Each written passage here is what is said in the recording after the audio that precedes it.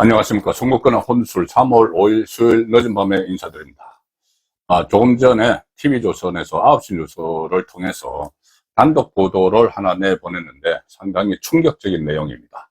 이것이 윤석열 대통령에 대한 현재의 심리, 변론을 끝마쳤다고 하는데, 변론을 다시 재개를 해서라도 이 문제는 반드시 진상을 밝혀야 된다는 생각에서 늦은 밤에 이 TV조선의 9시 뉴스 보도 내용, 그리고 어떤 의미가 있는지 살펴보도록 하겠습니다. 일단 TV조선이 9시 뉴스에서 이 각종건 특수전 사령관, 그때 국회에서 국회의원들을 끌어내라, 이렇게 윤석열 대통령이 지시를 받았다고 이야기를 해서 논란의 그 중심에 섰었죠. 그리고 이것이 결국은 국헌문란, 그 국회가 이 계엄 해제를 의결하지 못하도록 시도를 했다. 그래서 탄핵의 중요한 요소가 되고 있는데, 그것이 일종의 해유에 의해서 했다는 것이 그때 특수전 사령부 산하 707 김현태 단장의 진술이었죠. 그 정언이 나왔었죠. 해유를 받았다.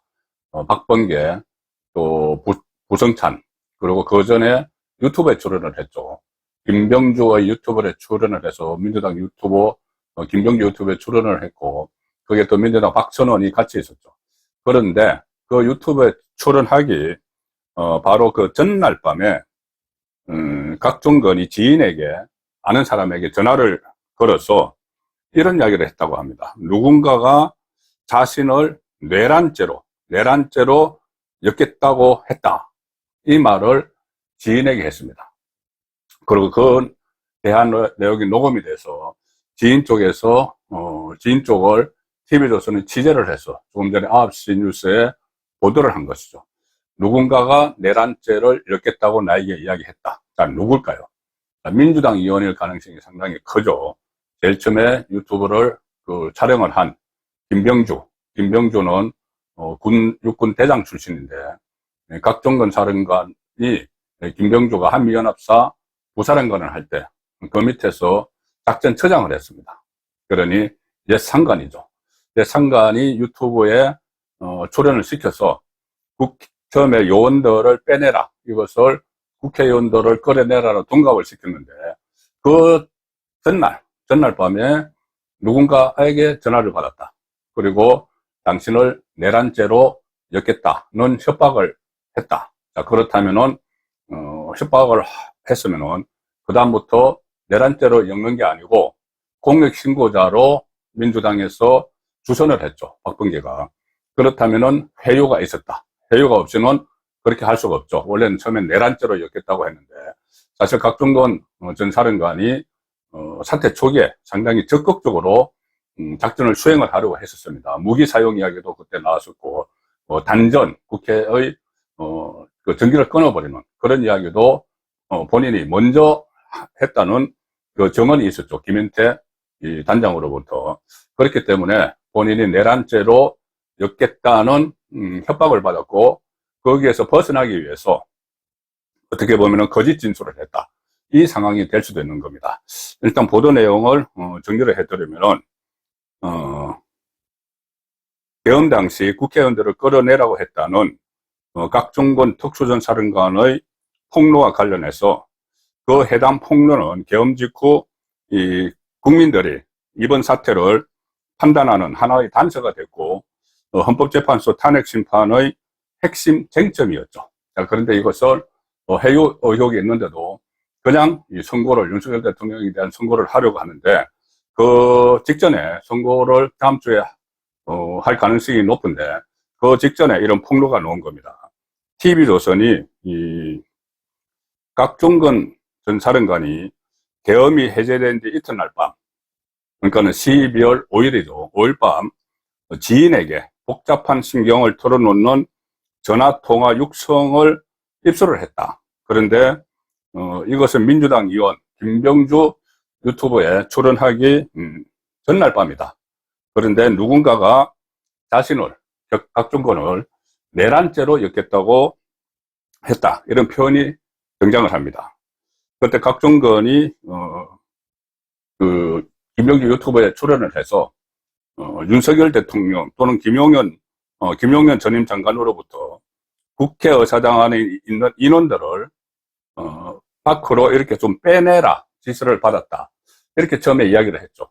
그런데 그것을 박선원이 옆에 있다가 의원들을 끌어내라 라고 해야지 이렇게 이야기를 합니다.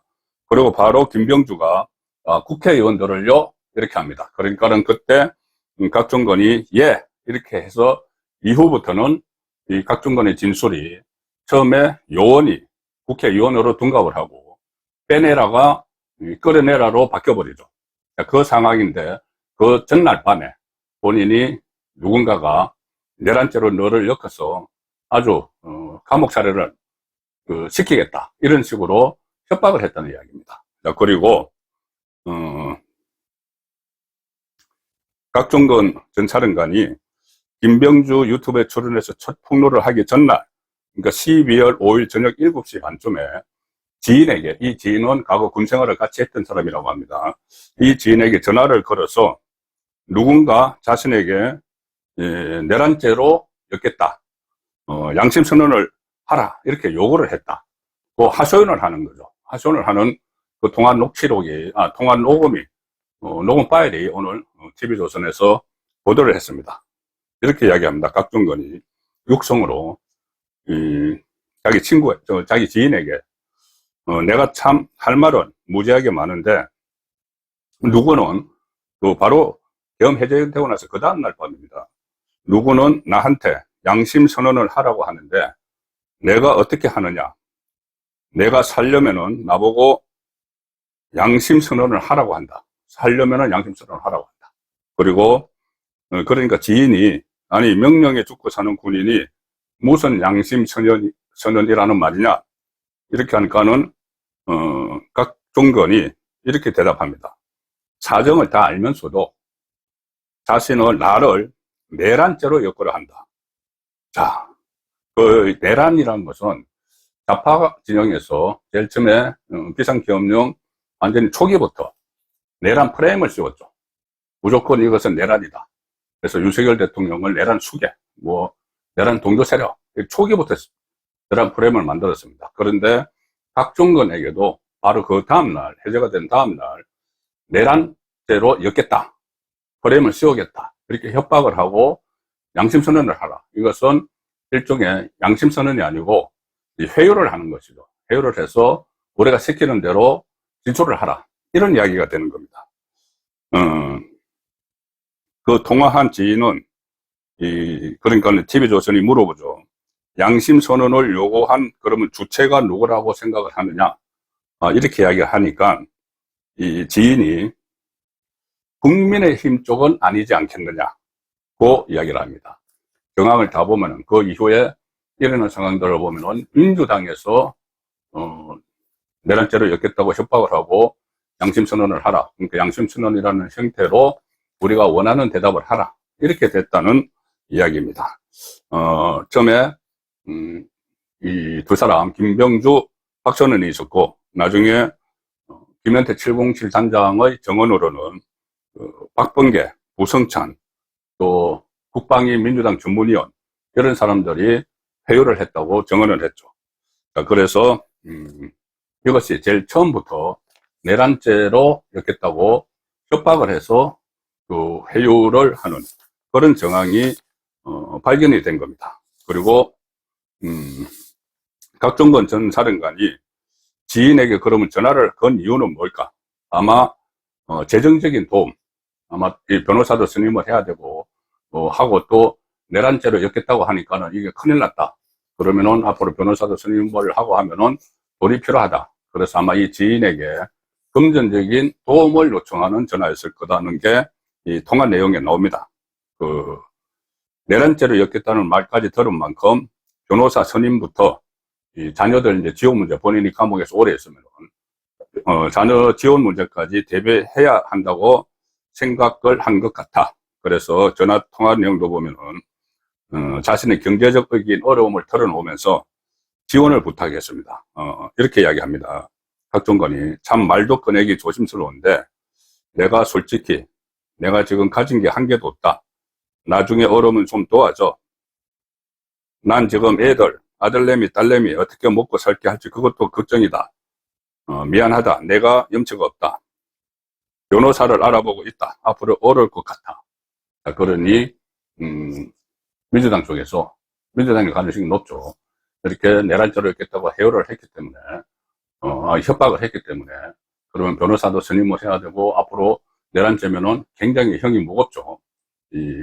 뭐 무기징역까지도 갈 수 있는.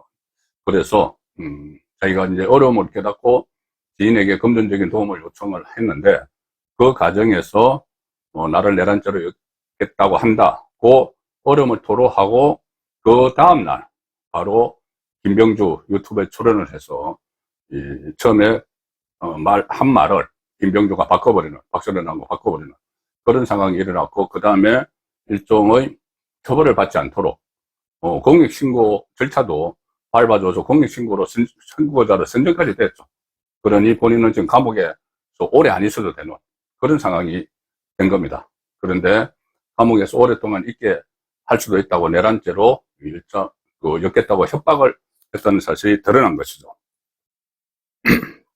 그리고 그 통화 닷새 뒤에 국회에 출석한 박종건은 그때 점심 식사 후 대기실로 찾아온 민주당, 박범계, 우성찬 이런 사람들로부터 변호사 소개 제안을 받았다.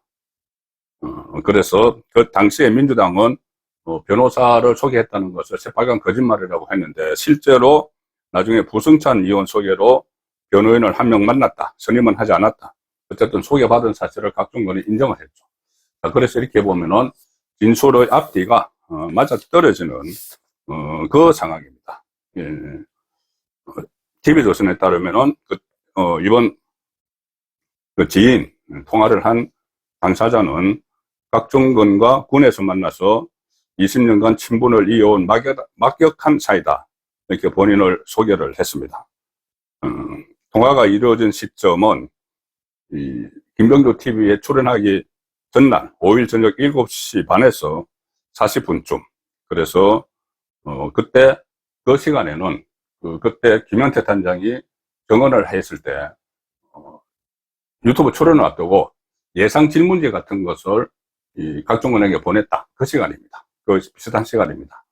그래서 본인이 이렇게 정리를 해보면은 내란죄로 엮겠다고 협박을 받고 그래서 양심선언을 하라는 해요를 당하고 그 다음에 이 지인에게 통화를 했는데 그 무렵에 김병주 쪽에서 예상 질문서를 주고 답변까지 이렇게 답변하면 된다는 일종의 시나리오를 줬다. 이것이 김현태 단장의 정언이었죠. 그래서 결과적으로 이 내란죄로 엮겠다 하면서 양심선언을 요구한 게 누군지 또 왜 그렇게까지 협박을 했고 나중에 공익신고자로 다시 선정을 하도록 도와준 것은 이유가 뭔지 도대체 말을 어떻게 바꿨는지 이런 부분들에 대해서 당장 헌재가 윤석열 대통령에 대한 탄핵심판 결론을 내리기 전에 다시 변론을 제기해서 이 부분을 확인을 하고 또 김현태 단장의 정언도 소름에 대질신문을 하든지 해서 명확하게 해야 될 것 같습니다. 그리고 또 하나 있죠. 홍장원의 메모도 허점투성이기 때문에 그것을 정설을 했다는 보좌관도 또 불러서 대질신문을 할 필요가 있습니다. 그래서 이 정도 상황까지 갔으면은 헌재가 서둘러서 선고를 하면 안 되는 상황으로 좀 가고 있는 것 아닌가 싶습니다. 내일 되면은 좀 상황 변화가 있을 것 같습니다. 네, 중국군의 혼술이었습니다.